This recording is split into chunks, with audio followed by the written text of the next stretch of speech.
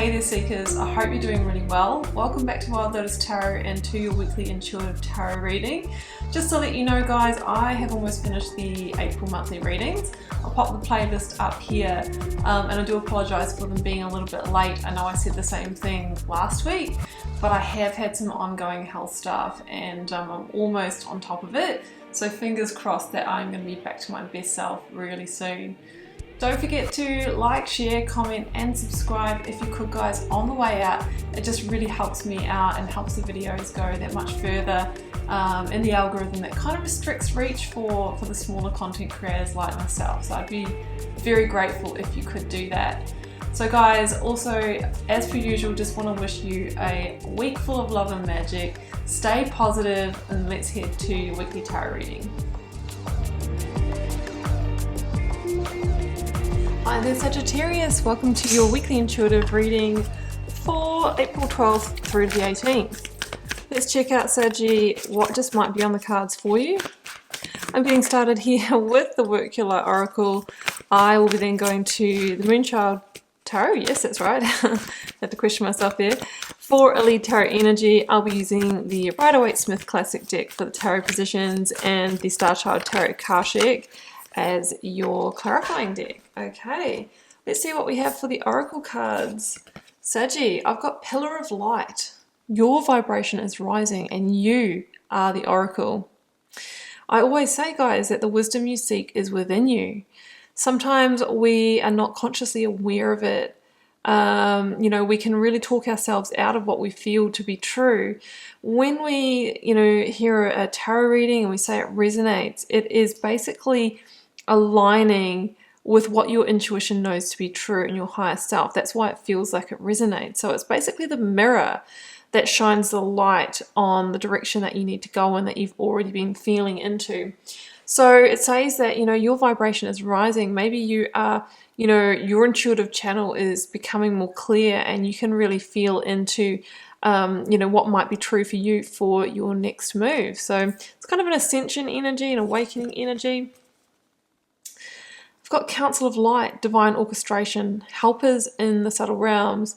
So this is an energy of trusting in the divine plan for your life, knowing, Saggy, that you have an Akashic record, a soul library where the big things that you were meant to achieve in this life, the karmic contracts, the life lessons, the learnings, are written for you. However, we have free will, guys. We don't have to achieve them, but that means our soul doesn't evolve. We do have the option to, shy away when things feel hard and tough and avoid our life lessons, or some people stay in their karmic contracts for too long. Could be a dysfunctional relationship, could be a job that's draining you. When we do that though, I really feel that life becomes really tough, right? Or it just doesn't move, it becomes stagnant. So that's kind of the indication where we might not be on plan, where our free will might be overriding where we're meant to be in our lives. But the universe will start to send you signals and signs, and often it will come through your intuitive channel. It will come through the number synchronicities. It will come through the little signs that we need to be tuned in. We need to be attuned to those messages to hear them. Sometimes I believe that the tower moments come in to really shift us if we're very far off plan or we're just not listening to the little signs. That's why the tower is an act of love, an act of grace, because it is actually a move of alignment in your life. Let's see what comes through for your lead energy, Saggy.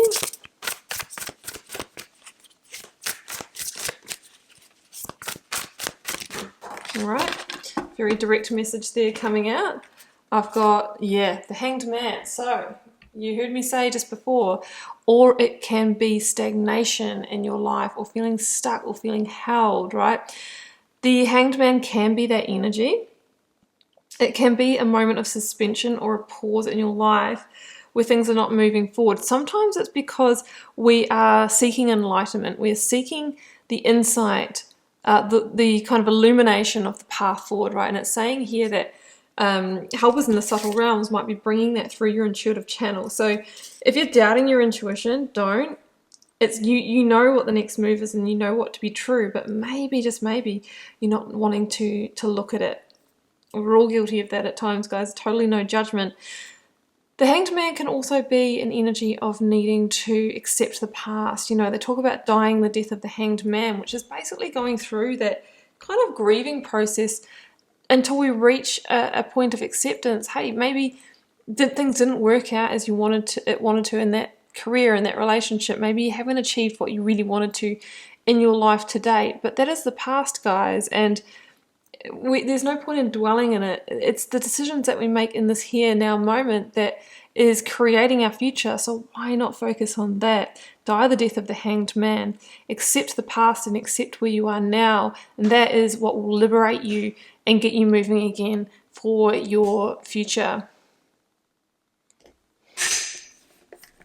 Okay, Sagittarius, I'm going to the tarot now, and I'll be beginning with the energy of the recent past.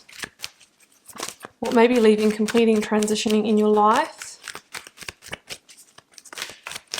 If this is your reading.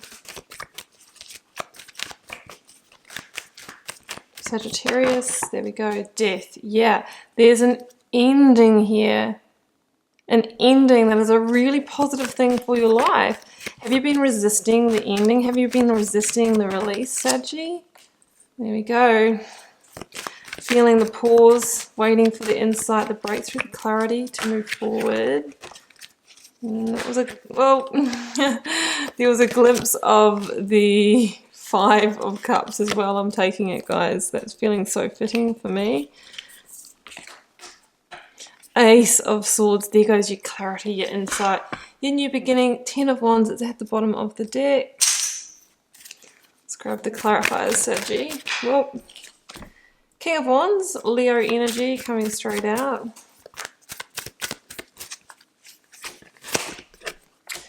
Page of Swords and the Eight of Cups.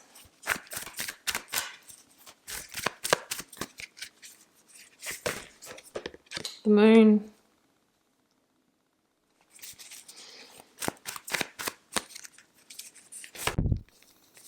Five of Cups again. Okay, at the bottom of the deck is the 10 of Wands. We've got 10 of Wands on both sides, guys. Okay, Saggy, there is strong ending energy here, and I feel like you've been resisting this because of potentially, you know, grieving for it. I think you've already been, like, while you're still in the situation, be it a relationship or a career. I say that because they're the big life areas for us. It could even be a place as well. You're already grieving for it while you're in it. That's what I'm feeling. And it's that feeling of what, you know, the loss that you think you're going to feel here that is stopping you from actually making the physical transition out of it. That's what I'm sensing.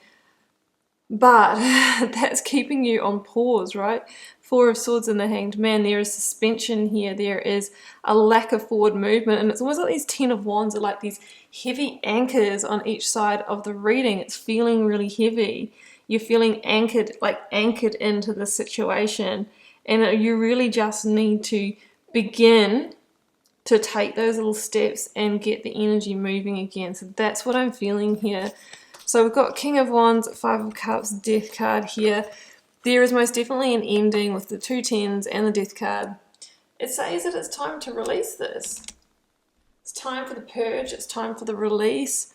It's time to end the burden, the stress that's been weighing on your shoulders, because the situation is stopping you from broadening your horizons for seeing the full vision and clarity for your life. The King of Wands is somebody who has this ultra vision for empire building, for moving forward, for being strategic, the ultimate kind of chess player towards, you know, passions and purpose and desires. But it's blocked because of the situation. The 10 of Wands for me, if we bring that in, I'll use this one because it's more clear. When you're carrying a situation that needs to end, you can see how it's blocking this person from seeing other ways to move. Like, it's like you're on autopilot, right? Just from A to B all the time in your day, is going through the motions in life. And if you were to kind of release this, you would actually know, well, actually I can create anything that I want for my life, but I just can't see that now. So the death energy is about surrendering to the fact that this needs to end. This is a whole seasonal change in your life, a seasonal shift. There is a new dawn, a new day.